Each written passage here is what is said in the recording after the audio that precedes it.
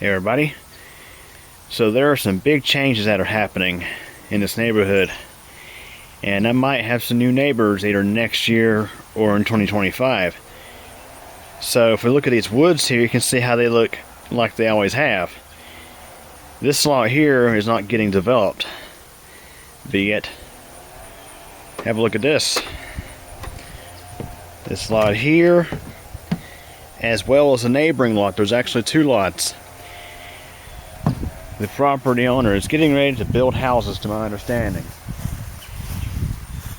I spoke with him back in 2019, just before, of course, before the whole COVID thing hit in 2020, and that was his plan, to build houses on these lots. And then, of course, COVID happened and things got kind of put on pause. But what's interesting is, right about here, if you notice my intro to this video, as well as my 2019 and 2020 intros, they were filmed in what used to be this patch of woods right here. So these two lots have been abandoned for decades. The left one was abandoned in about, I want to say 2005, 2006, something like that. Used to have a single wide mobile home on it, and that was demolished around that time, and the lot was just left to go back to Mother Nature. And around 2008 or 2009, the lot next door, similar thing, had a single wide mobile home on it, and it was demolished, and the lot was left to go back to the birds and to the squirrels.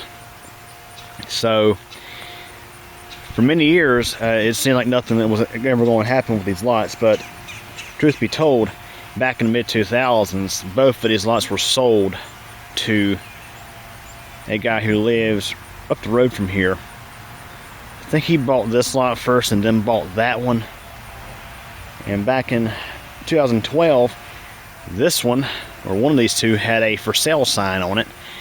And I don't know the whole story there, if he was going to get rid of them, but these things, these two lots, they sat vacant for many years. Back when I was a teenager, used to ride bikes through here, the little trail back through here, and got some neighbors in the neighborhood who were riding their four-wheelers through here. And then all that came to a stop when suddenly, just out of nowhere, a company came in and started clearing trees. So both of these lots were fully wooded lots, and you can see here, big difference. So what they did is they cleared them off to at least, I'd say two-thirds of the way back. So I think the property owner is planning on building houses right in front of where these trees are and having sort of a big front yard. Both lots have well and septic on them because they were previously occupied during the past. One thing I should note is both these lots previously had electric service running to them. And this one here on the left, you can see this overhead wire right there, or this overhead line, used to run all the way back to about there. And when these guys started taking trees down, I noticed all of a sudden they must have taken the pole down and took down this overhead secondary line. And I want to emphasize, that is a big no-no. You should always contact the electric utility and have them do that. And the reason why I suspect that they did it themselves is because if we look here, you can see all the triplex just laying on the ground there. The good thing is, back in, I want to say about 10, 12 years ago, something like that, Energy United came out and they actually cut the line. So what you're seeing right there is in fact energized with 120/240 volts, and you can see there's an opening right there. So it's a good thing they did that, otherwise could have been quite a dangerous situation. So if you are working on property and you need to have an old electric service removed, don't do it yourself. Just don't. Call the electric utility and schedule to have them do that. For example, when I had the new home project done, The old single wide that was here had an overhead electric service going to it, and I contacted Energy United, let them know that I need to have it taken down. So they came out and they disconnected it from the pole, and they cut the line way back there on that pole. You can see it right there. There are trees in the way, but the old single wide that was here, its electric service came from there, and they took down the line and they disposed of themselves. And here I can see the line just laying right up there. And I can even see the old meter box and stuff sitting right there. Yeah, so don't do it yourself, because had that right there been energized, or at least had that disconnect not been made, all this would have been energized, and that could have been really bad.